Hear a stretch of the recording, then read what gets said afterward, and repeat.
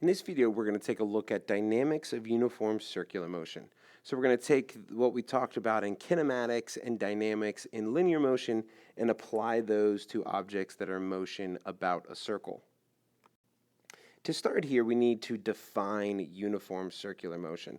So anytime we say an object is in uniform circular motion, we mean that it is traveling at a constant speed on a circular path. Now the key here is that the speed is constant, but because we're in a circular path, we're constantly changing direction. So velocity is not constant, just the speed is. The magnitude of the velocity is constant, but the direction is always changing.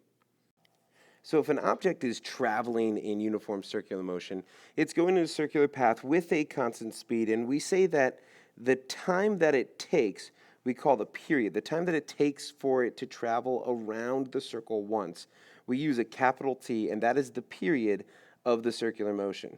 So using a little bit of our geometry and what we know about the average speed, we can say that 2 pi r divided by the period gives us our speed. Now, where does this 2 pi r come from? That is the circumference of a circle.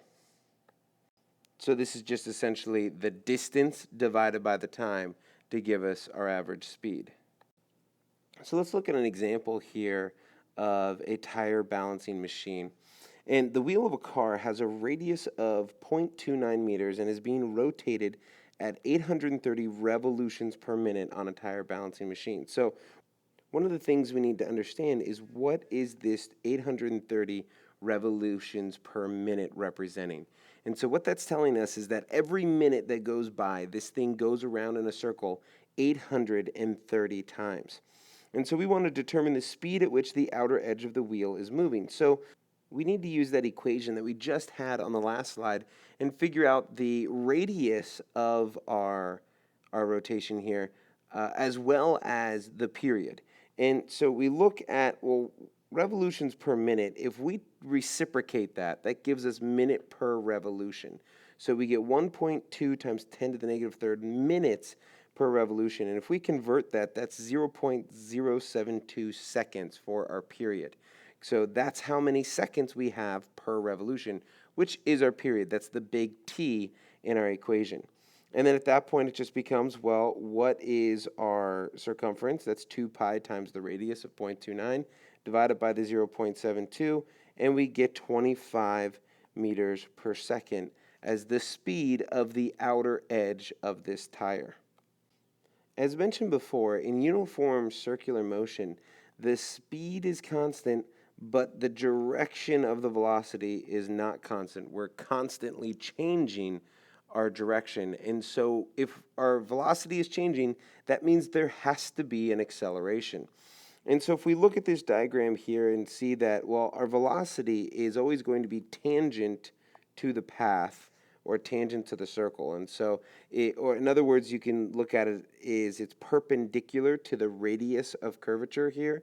So if we draw a radius to the center of our circular path, our velocity has to be perpendicular to that radius, which is also tangent to the path. If we examine our radius vector at 2 different times, at some initial time and some final time, then we can examine the change in the velocity. Now we know the magnitude is not going to change, but we do have a change in our direction. And so by putting those 2 vectors pictured over here at t naught and t, so some initial time and some final time, when we put them tail to tail, we see we have a delta v vector, and that is the direction of our change in velocity. What we're going to do next here is really calculus, but I'm going to talk about it with a little bit of algebra and geometry. And so you don't necessarily know how we get this end result. The key is you need to know the end result and how to use the end result. But I want to show you that I'm not just pulling this equation out of thin air. We have this triangle over here on the left that I'm just going to call triangle 1.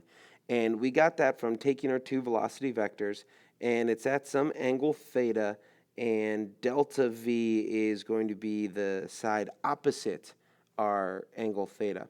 And if we examine the same circular path but look at the position here, we have a radius as our 2 legs, and then they make an angle theta. And on the other end, we have our arc length. Now, how do we find that arc length? Well, that's just our path. That's a distance, and we can find that distance by multiplying the speed at which we're moving times the time that it takes to get from O to P. And if theta is small enough, okay, if we bring theta to a very small angle, this is where the calculus idea comes in. But if that's small enough, then this is essentially a line, or it's at least close enough to a line to say that, you know what, this is a triangle, so I'm going to call it triangle 2. So I have triangle 1, triangle 2, and hey, they're isosceles triangles with the same angle, so they're similar triangles. This is the geometry part. So if they're similar triangles, then I can do a proportion with these and say that delta V divided by V, which is my leg over here. So if I take delta V, the side opposite theta, divided by the other side, V, and I can set that equal to doing the same thing on the other triangle that's similar, taking the side that's opposite theta, dividing it by one of the other legs right here, and I get this equation that delta V over V is equal to V delta T over R. Now, you might ask, well, why would I want to do that? Well, the reason I want to do that, I know if I find delta V over delta T, that is my acceleration. And so I just rearrange these equations a little bit to get delta T over on the left and get the V over on the right, and I end up with my acceleration is equal to V squared over R. And we give this acceleration name, we call it centripetal acceleration.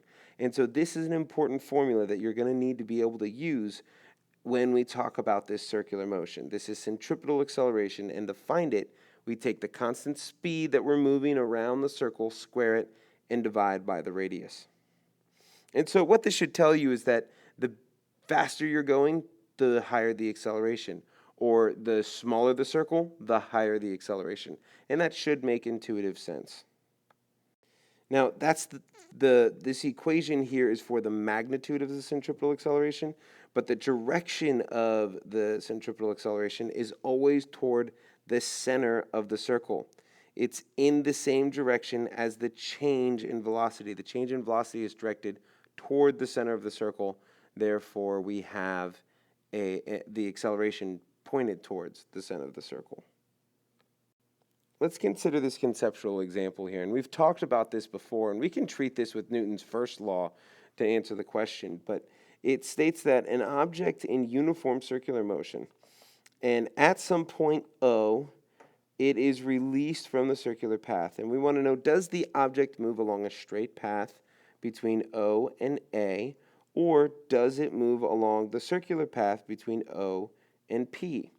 And we know based on Newton's first law and the law of inertia that once this thing is released and there's nothing holding it in its path, then it's going to move in a linear path in the direction that it was moving at that moment. And at that moment, it has a tangent velocity, or it has a tangential velocity that is tangent to the curve, or in this case, it's a circular curve.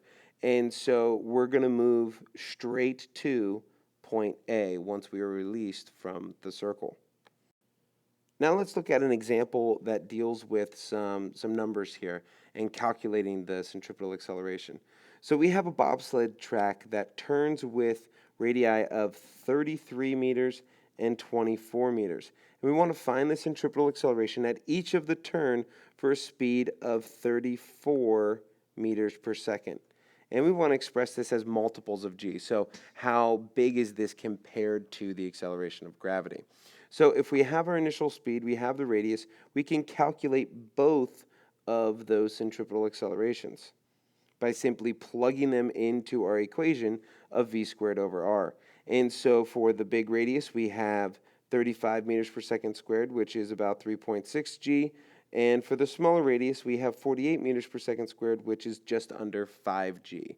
And that should make sense. On the tighter curves, we know we're going to have a bigger acceleration. And we've experienced that before. Turning in a car or on a roller coaster, when you have a big curve, you feel a little bit of an acceleration. But if you have a real tight curve, you're going to feel much more of an acceleration. Anytime there is an acceleration, we can obviously bring in Newton's second law, and the sum of the forces acting on an object is equal to its mass times acceleration. So therefore, its acceleration is the net force divided by the mass. And this also tells us that the acceleration is in the same direction as the net force. Therefore, we can apply it to circular motion, and so the centripetal force is going to then equal the mass times v squared over r. Now, this is what's very important and is a lot of times a misconception when dealing with circular motion. The centripetal force is not a force that we put on a free body diagram like gravity. All right, the centripetal force is a force that's already there, but is causing the centripetal acceleration. And so it's not a new force that we're now going to start putting on our diagrams. There are forces that are already there. It's the forces that are causing the circular motion that we will then tag as the centripetal force, saying, hey, wait a minute, this is the force that's pushing towards the center. It's causing the circular path, so therefore it is the centripetal force, and we can say it's mv squared over r.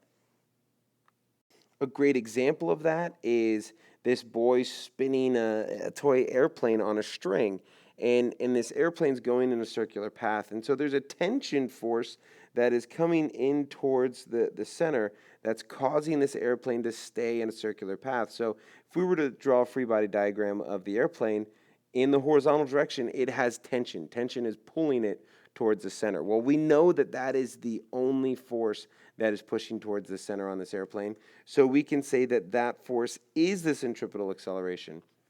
We can set it equal to mv squared over r, use our numbers that we have to say that the magnitude of that tension has to be 19 newtons because this thing's moving with 19 meters per second, and there is a radius of 17 meters. If we were to increase this speed, then that would increase the centripetal force, which in this case, the centripetal force is the tension. If we were to decrease the speed, it would then decrease the centripetal force. All right, same thing.